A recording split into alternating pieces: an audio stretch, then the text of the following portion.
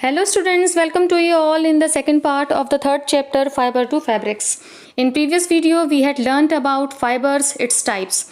There are two types of fiber, synthetic fiber and natural fibers. Now what are natural fibers? Natural fibers are those that we get from plants and animals. For example, wool, cotton, jute, etc. And synthetic fiber that we don't get from plants and animals. We make synthetic fiber with the help of adding chemical. For example, polyester and nylon. So today we will start our topic from page number 21 with the definition of spinning. The process of making yarn from fibers is called spinning. Yarn means धागा, thread. जब हम fibre से, जब raw fibre जो होता है आपका raw form में होता है, उससे जब हम यार्न में कन्वर्ट करते हैं, that is called spinning. In this process, fibers from a mass of cotton wool are drawn out and twisted. Last video में भी आपको बताया था कि जो कॉटन बॉल्स होती हैं, कॉटन बॉल्स में से जब सीड्स को सेपरेट किया जाता है, that process is called ginning. और जो रॉ फाइबर हमें उसके बाद मिलता है उसे यार्न में कन्वर्ट किया जाता है and that process is called spinning. This brings the fibers together to form a yarn, और जिससे कि yarn धागा बनता है. A simple device used for spinning is a hand spindle, also called takli. Another hand operated device used for spinning is charkha. Use of charkha was popularized by Mahatma Gandhi as part of the independence movement. अब fibre से यान बनाना ये तो एक process हो गई, लेकिन इस प्रोसेस को करने के लिए कई डिवाइस का यूज़ किया जाता था, जैसा कि इसमें हैंड स्पिंडल, तकली और चरखे के बारे में आपको बताया गया है. अब हैंड स्पिंडल एंड जो तकली है वो तो आप इजीली आपको ना ही आपने पिक में देखा है ना ही आप यहाँ वहाँ देख सकते हैं, लेकिन चरखा जो है वो आपने अक्सर महात्मा गांधी जी की पिक के साथ देखा होगा कि अक्सर वो चरखे पे बैठे हुए देखे जाते थे. वो चरखे में अब हमेशा क्या था, खादी जो थ्रेड होता है मोटा, उसे बनाया करते थे और उनका जो चरखा है काफ़ी फेमस भी हुआ था. अब तकली क्या होता है, तकली आप इस पिक में इजीली देख सकते हैं कि तकली का यूज़ किस तरीके से किया जाता था और ये किस तरीके की डिवाइस है. He encouraged people to wear clothes made of homespun yarn and shun imported cloth made in the mills of Britain. Spinning of yarn on a large scale is done with the help of spinning machines. After spinning, yarn are used for making fabrics. Fibre से यान बनाया जाता है और यान से fabrics बनाए जाते हैं. अब आगे हम प्रोसेस ये पढ़ेंगे कि किस तरीके से यान से फैब्रिक्स बनाए जाते हैं. Yarns to fabric. There are many ways by which fabrics are made from yarns. The two main process are weaving and knitting. जो टू मेन प्रोसेस होते हैं जिसमें हम यान से फैब्रिक बनाते हैं, that is called weaving and knitting. ये दोनों ही टर्म्स आपके डेली लाइफ में बहुत ज़्यादा फेमिलियर हैं. First one is weaving. In activity 2, you might have noticed that a fabric is made up of two sets of yarns arranged together. The process of arranging two sets of yarn together to make a fabric is called weaving. जब हम दो अलग अलग जो आपके yarn होते हैं उन्हें कंबाइंड करते हैं, जोड़ते हैं, और जोड़ने के बाद जो नया चीज़ बन के आता है जिसे हम फैब्रिक कहते हैं, इस प्रोसेस को हम वीविंग कहते हैं. Let us try to weave some paper strips. Now activity 5. Take two sheets of paper of different colors, cut square pieces of length and with equal to 30 cm from each sheet. Now fold the sheets into half. On the sheet, इस तरीके से आपको पूरी activity नीचे दी गई है. इस activity को आप घर पे भी कर सकते हैं. Now in a similar manner, two sets of yarn are woven to make a fabric. दो अलग अलग यार्न्स को, दो अलग अलग धागों को एक किया जाता है और फैब्रिक बनाया जाता है. That is called weaving. The yarns are much thinner than our paper strips.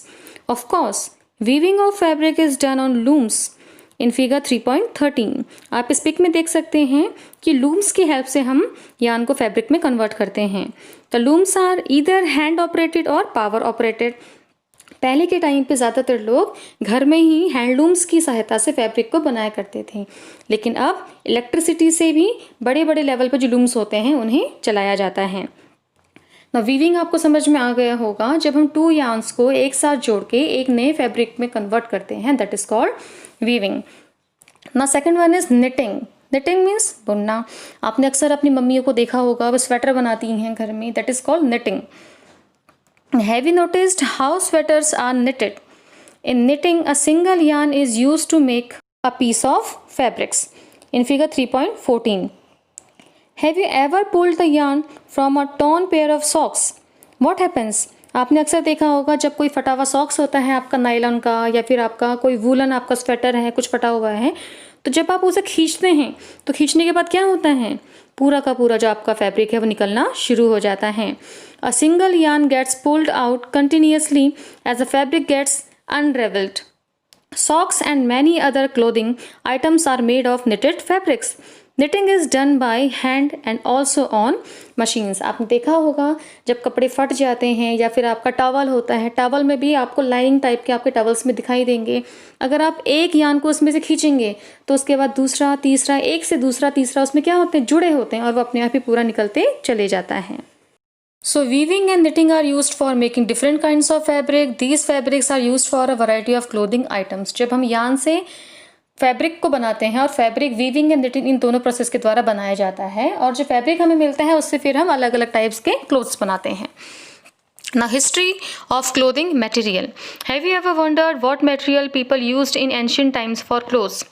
It appears that in those times people used the bark and big leaves of trees or animal skins and furs to cover themselves. आपने history में पढ़ा होगा कि ancient time में जो human beings थे, जो हम मतलब ह्यूमन जो हमारे एंसेस्टर्स थे, वो कपड़े नहीं पहना करते थे.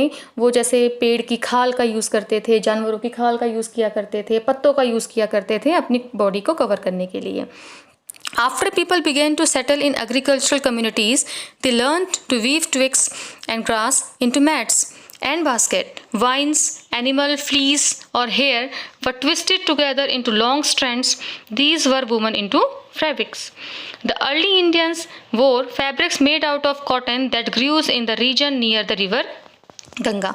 और धीरे धीरे धीरे धीरे धीरे जब ह्यूमन बींग्स ने सेटल होना सीखा, एग्रीकल्चर ये खेती बाड़ी करना सीखा, उसके बाद उसने जब ग्रास को, और ग्रास सभी नहीं होती, कुछ ऐसी वैरायटी वाली ग्रास होती है जिसको जोड़ के मैट बनाना शुरू किया और उसने कपड़े बनाना सीख लिया.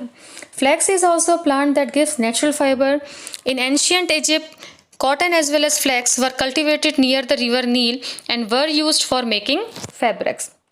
तो यहाँ आपके क्लोथिंग पैटर्न फैब्रिक्स के हिस्ट्री के बारे में दिया गया है. आपने हिस्ट्री में पढ़ा है किस तरीके से एंशियंट टाइम में लोग पत्तों से, बाग से इस तरीके से अपनी बॉडी को कवर किया करते थे, और धीरे धीरे इन्वेंशन के थ्रू नीडल का यूज़ हुआ. नीडल के थ्रू से हमने स्टिचिंग करना शुरू किया. स्टिचिंग करते करते कई सारे चीज़ें चेंजमेंट में आई प्रेजेंट टाइम में, और इसी तरीके से आपका चैप्टर यहाँ पे कंप्लीट होता है. यहाँ कुछ आपको कीवर्ड्स दिए हैं: cotton, wool, fabrics, fibre, knitting, spinning, weaving and yarn. ये सारे के सारे टर्म्स आपको फर्स्ट एंड सेकंड वीडियो में क्लियर किए जा चुके हैं. Is given you the summary of the whole chapter. First point, there is a variety of clothing material और fabric such as cotton, silk, wool and polyester. Second, fabrics are made from yarns which in turns are made from fibres. जो fibres होते हैं, fibres से आपका yarn बनता है. Point number third, fibres are either natural और synthetic. Fibres two types के होते हैं, natural and synthetic. Cotton, wool, silk and jute are some natural fibres, while nylon and polyester are some examples of synthetic fibers. Fourth, fibers like cotton and jute are obtained from plants. And fifth, the process of making yarn from fibers is called spinning. यहाँ आपको spinning की definition भी दी गई है. And the last one is fabric from yarns is made by weaving and knitting. और fabric से जो yarn है, यार्न से फैब्रिक कैसे बनाया जाता है, टू प्रोसेस के थ्रू से, वीविंग से और निटिंग से. अभी मैंने आपको चैप्टर में भी ये समझाया था. तो आपको मैं इस पूरे वीडियो के बेस पे कुछ क्वेश्चंस दूंगी जिसको आपको सॉल्व करके अपनी रफ कॉपी में करना है. So thank you. आपको ये चैप्टर समझ में आ गया होगा. Good bye.